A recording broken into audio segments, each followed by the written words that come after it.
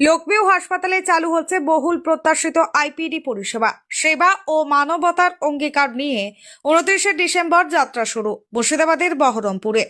সম্প্রতি এক ঘোষণায় লোকভিউ হাসপাতালের পরিচালক বিশিষ্ট সমাজসেবী মোহাম্মদ আইজুদ্দিন মণ্ডল জানিয়েছেন, আজ থেকে হাসপাতালটির বহুল প্রত্যাশিত ইনপেশেন্ট ডিপার্টমেন্ট আইপিডি পরিষেবা চালু হতে যাচ্ছে। হাসপাতালের এই নতুন অধ্যায়ের সূচনা লগ্নে সকলের উপস্থিতিতে খোলা হলো 3 স্তম্ভের ওপর দাঁড়িয়ে অঙ্গীকার। হাসপাতালটির কার্যক্রম পরিচালিত হবে 3টি মৌলিক নীতির ওপর: সততা, উন্নত পরিষেবা এবং পরিচ্ছন্নতা ও সহমর্মিতা।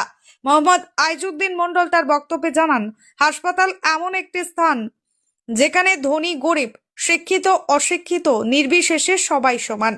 অসুস্থ ব্যক্তির কষ্ট বুঝে পাশে দাঁড়ানো এবং সর্বোত্তম সেবা ও সান্ত্বনা দেওয়াই আমাদের নৈতিক দায়িত্ব। লেকভিউ হাসপাতাল হলো একটি সম্পূর্ণ সেবা ও মানবতাবাদী মূল্যবোধে পরিচালিত স্বাস্থ্যকেন্দ্র, যার লক্ষ্য মানসম্মত চিকিৎসা সেবাকে সকলের দোরগোড়ায় পৌঁছে দেওয়া। Bureau report, as Bangla. দেখুন, হসপিটাল মানে হচ্ছে পরিষেবা। এখানে হসপিটালে যারা আছে, গরিব বড়লোক, শিক্ষিত অশিক্ষিত সবাই কিন্তু অসহায়, যার ফলে এই অসহায় মানুষের পাশে থাকাই হচ্ছে হসপিটালের কাজ।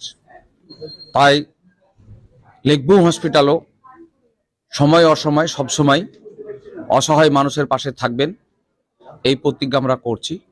আমাদের লেকভিউ হসপিটালের 3টে আমরা মোটো রেখেছি।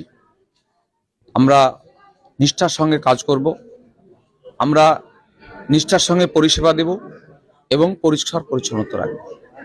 আমাদের এখানে X ray, CT scan, lab, USG, ICU, SDU, NICU, dialysis এবং ক্যাথ ল্যাবও চালু করার আমাদের অলরেডি হয়ে আছে, আমাদের একটু বাকি আছে। এটা নিয়ে আমরা 100 বেড শুরু করেছি।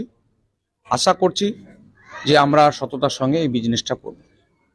আমাদের 1 তারিখ থেকে আমরা ফুল ফেজে কাজ শুরু করব। আমাদের 2 দিন লাগবে নিট অ্যান্ড ক্লিন করতে, আর এটা করতে, যার ফলে 2টো দিন মাঝে বাদ দিয়ে 1 তারিখ থেকে ফুল ফেজে আমাদের চালু হবে। তো উদ্বোধন হলো আজকে, সেটা যথেষ্ট ভালোভাবেই হয়েছে এবং এখানকার যা পরিষেবা যা দেওয়া হবে, যেমন আইসিইউ সিস্টেম খুব ভালো, এখানে এইচডিইউ ভালো আছে, এনআইসিইউ ভালো আছে এবং জেনারেল বেড এবং লেবার রুম সমস্ত কিছু এখানে সঠিকভাবে আছে। এবং তাছাড়াও এখানে যেসব যেমন ক্যাথল্যাব করার পরিকল্পনা আছে, কিন্তু ক্যাথল্যাব এখনো শুরু হচ্ছে না, কিন্তু এখানে যেমন 200 বেড হওয়ার কথা